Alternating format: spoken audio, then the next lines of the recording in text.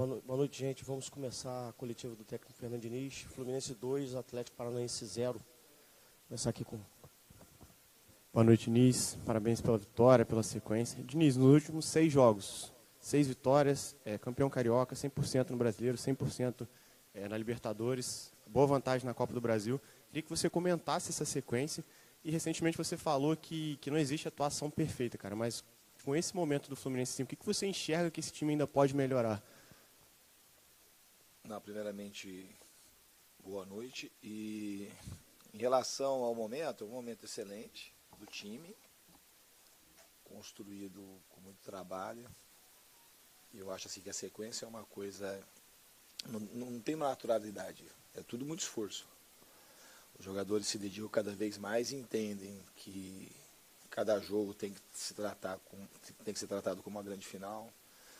Que é difícil a gente ter esse tipo de consciência. O futebol é tudo muito rápido. A gente tem que tratar assim, porque se não trata assim, tem uma outra coisa que vem que a gente tem que evitar ao máximo, que é um certo relaxamento. Então a gente tem que saber aprender quando perde, saber aprender quando ganha. Não acho que o time fez uma partida perfeita, longe disso. Nem hoje, nem no dia do 7-0, nem na final contra o Flamengo. A gente tem coisas para corrigir, coisas para melhorar. Acho que o segundo tempo a gente demorou para ler o jogo, que estava pedindo. Então eles cresceram um pouco. Mas, de maneira geral, a equipe fez uma partida muito boa, com muito mérito para vencer. Que pese o juiz ter tentado arrumar um pênalti lá que não sei de onde foi que ele viu. Mas a equipe fez uma partida muito boa nos dois tempos. No primeiro tempo foi uma partida mais técnica, mais vistosa, mas no segundo tempo a equipe soube se defender muito bem e teve chances para fazer mais gols também em alguns de contra-ataque. Gabriel. Gabriel Amaral, Raiz Tricolor. Parabéns pela vitória, pela sequência. Eu vou fazer duas em uma, mas estão tudo dentro do mesmo assunto, que é a defesa. O Fluminense, dentro da sequência que o Gustavo citou, o Fluminense está uns jogos seguidos sem levar gol, né? Você considerar ali também o jogo contra o Flamengo, que foi um gol no último minuto, que afetou muito pouco ali dentro do que foi o resultado do jogo, é uma sequência longa. Eu queria que você comentasse um pouco essa questão da defesa. Isso virou uma pauta geral, até pelo seu discurso, também no vestiário, no último jogo, sobre essa questão da defesa, detalhes que fizeram talvez melhorar. A gente vai lembrar que na sua outra passagem aqui lá em 2019, isso era uma das coisas que mais pegava de gol de contra-ataque, então te incomodava, você já comentou algumas vezes sobre isso. E o outro detalhe é sobre o Felipe Melo. Essa sequência ela começa ali justamente no pós-jogo contra o Sporting Cristal, e você já falou algumas vezes, você considera que houve falta naquele gol. Então, se você considerar que foi um gol irregular, é uma sequência com o Felipe Melo e que o Fluminense não leva gols. A importância dessa entrada do Felipe Melo, mas, por outro lado, dele não terminar os jogos. Por que ele não está terminando os jogos? É só questão física? É alguma questão? Você acha que você não pode incomodar no futuro por uma questão de repente, já ser uma substituição necessária dentro de algum jogo? Então, eu acho que eu vou aproveitar que você falou do Felipe Melo para reforçar um discurso que eu tenho já há muito tempo. As pessoas têm uma necessidade muito grande de arrumar culpado. Tentaram já, desde o ano passado, começo desse ano, até antes da partida contra o Flamengo, encerrar a carreira do Felipe Melo. Muita gente. Então, muita crítica. Se você olhar pelo momento de hoje, críticas muito injustas. Como tentam fazer um pouco com o Thiago Santos. Muito provavelmente, aos poucos, o Thiago Santos vai... Só um cara que não entende de futebol acha que ele entrou mal hoje, ou mesmo contra o América. Que o cara não pode errar. Então, assim, começa a crítica. Então, essa pessoa, o Arias pode errar 2, 3, 4, 5 vezes, o Ganso também, o Cano também. Mas o Thiago Santos, já vem, se ele errar uma vez, ele já passa a ser um jogador ruim. E o Felipe Melo, ele é tão bom que com 40 anos ele jogou a final com uma cruz nas costas e conseguiu fazer uma partida impecável e continua jogando de maneira muito boa. Uma hora ele pode errar como o Nino erra, todo mundo erra, uma hora ele vai errar e pode acontecer. Então a gente tem um ganho técnico, uma grande experiência. Obviamente que o Felipe não é o mesmo jogador fisicamente que ele era 10 anos atrás, mas ele tem, tecnicamente, ele é muito acima da média. Ele é um dos poucos jogadores no mundo que consegue botar a bola de 60 metros. É um jogador que tem muita confiança, é um jogador que tem liderança. No ano passado, ele teve dores terríveis no joelho, terríveis. Então, pelo amor que o cara tem ao futebol, porque ele já construiu a carreira dele, o futuro, a independência financeira. Então, pelo amor que o cara tem ao futebol, o cara queria terminar de um outro jeito a carreira. Então, ele é um cara que tem muito valor. Infelizmente, a gente precisa ganhar e o Felipe Melo jogar bem para a gente poder fazer isso.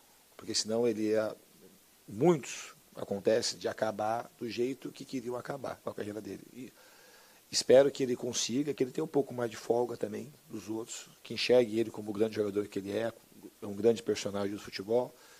Então, eu estou muito feliz por isso. Em relação à sequência, aí você fala assim da sequência dele, por que ele está saindo? Porque o Felipe Melo ele tem 40 anos quase, ele está muito tempo sem jogar partidas seguidas, a gente joga de uma maneira que o zagueiro é exigido para construir, para defender, então ele não fica numa situação, só ali como ele jogava de 5, por exemplo, tradicionalmente até no Palmeiras, mais de ficar guardando a posição, então acabava correndo um pouco para frente, um pouco para trás, então ele está se readaptando a jogar de um jeito diferente da idade que ele tem. O mesmo ali para o Marcelo, de uma certa forma. Marcelo, ele jogou 3 partidas seguidas, praticamente foi em 2019. Então, assim, tem um processo adaptativo do jeito da gente jogar. Então, o que aconteceu com o Marcelo já foi um feito maravilhoso. As 3 partidas que ele jogou sequencialmente foi determinante também para o nosso título. Então, são jogadores que a gente precisa fazer a leitura e saber se a gente quer jogar eles com sequência. Pode ser que daqui a pouco, eu não sei o que vai acontecer, pode ser que daqui a pouco o Felipe consiga jogar 100 minutos. Hoje, daqui 3 dias, jogar 100 minutos, a gente não sabe. Eu não coloco o limite. O limite que vai determinar vai ser o tempo. O tempo que vai mostrar quanto que o Felipe aguenta e quanto que ele não aguenta. Em relação à sequência de não tomar gols, o sistema defensivo, claramente são todos jogadores. Claramente. Então não tem o dia que tomar gol, a gente tem aquela mania de botar a culpa na defesa. Muitas vezes, quando a gente toma gol, a culpa, se você for analisar segundo os critérios que a gente tem internos, a culpa é de muita gente que às vezes não aparece na foto e na análise da imprensa e no olhar do torcedor. Então o time está muito comprometido e aí isso acontece muito por conta daquilo que o Cano e o Ganso entregam na marcação, que consegue proteger o sistema defensivo. Silene do canal Flu News. Eu queria fazer uma pergunta para você, justamente essas questões. O Fluminense vem jogando bem e tem tido placares de 3, 4, e aí as pessoas questionam quando é 1-0, como foi no jogo da Libertadores, e eu entendo que o importante para o Fluminense é manter sempre as vitórias. E aí as pessoas questionam assim, o Keno, por que o Felipe Melo saiu?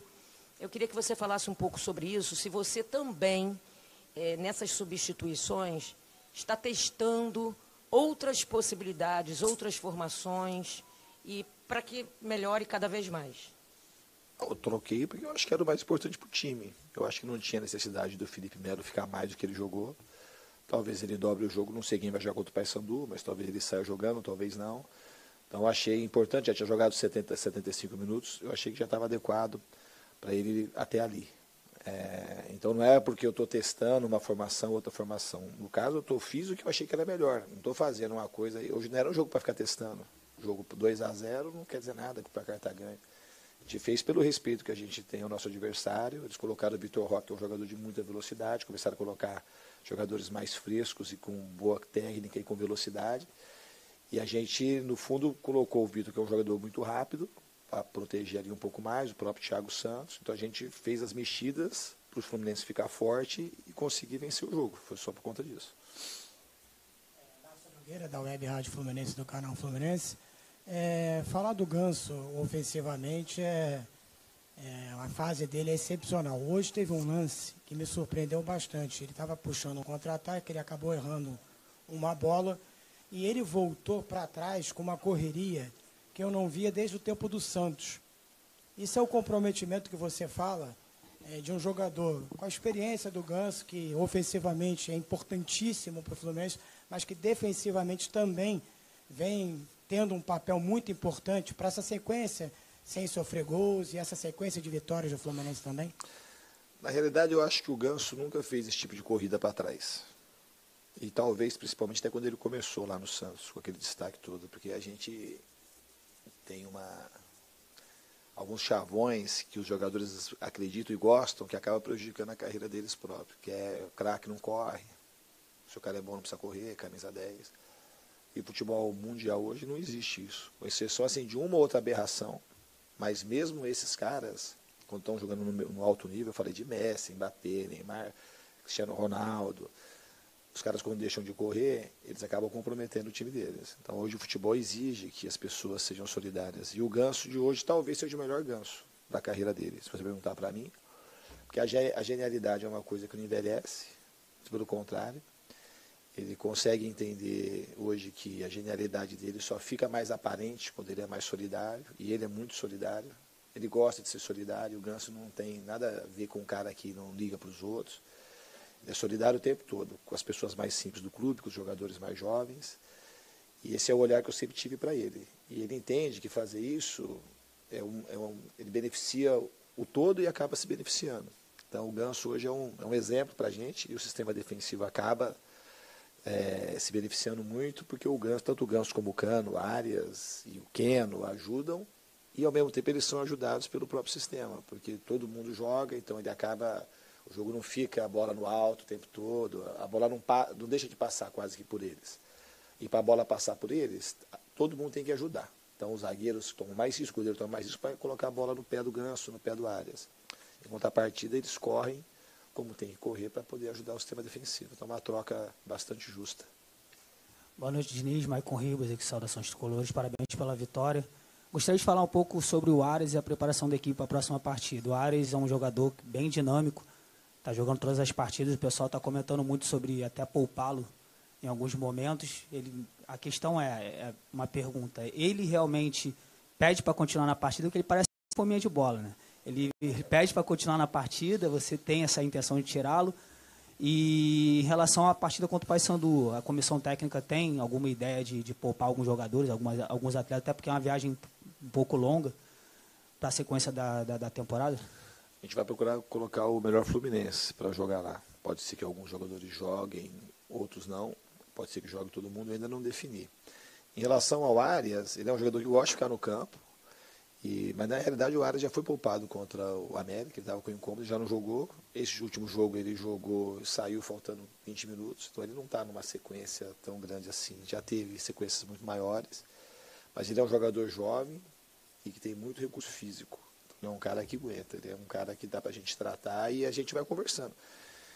Eu sempre sou muito aberto com os jogadores. Então, a determinação de jogar os jogos sequencialmente é muito do que a gente sente no dia a dia, é uma coisa meio artesanal, não é só um dado fisiológico, só o que o jogador fala, só a distância que ele percorreu. A gente junta todas as coisas, a importância do jogo seguinte e nessa coisa mais complexa a gente acaba decidindo quem vai jogar e quem não vai jogar. Obrigado. O mês de abril, muito se falou que poderia ser um primeiro grande teste para esse time do Fluminense. Muito fala do time, mas o time se incorporou e hoje tem um bom elenco. Você tem um bom elenco na sua mão.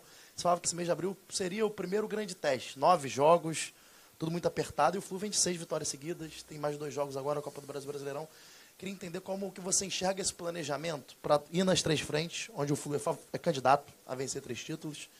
Como você enxerga esse planejamento? Se você planeja, por exemplo, num jogo contra o Paysandu, colocar mais reservas, você planeja um jogo poupar todo um grupo, ou de 2 jogadores poupa no jogo, 3 poupa no outro. Qual é o seu entendimento para fazer esse time se manter com vigor até o final do ano, não deixar o ritmo cair, como aconteceu um pouquinho no ano passado? O que aconteceu ano passado? Caiu? Fez 6 vitórias seguidas, ou 7? Caiu? Dado momento não foi no final. Esse é um olhar assim, né? Pergunta mais ou menos ruim, né? O time perdeu 3 jogos lá no meio, no final mesmo, o time acho que fez 7 jogos, fez 18 gols, tomou 3, uma coisa assim, terminou de uma maneira absurdamente boa e tomando pouco gol e fazendo muito gol. Terminou mais ou menos como está esse momento. O melhor momento do Fluminense foi o final da temporada.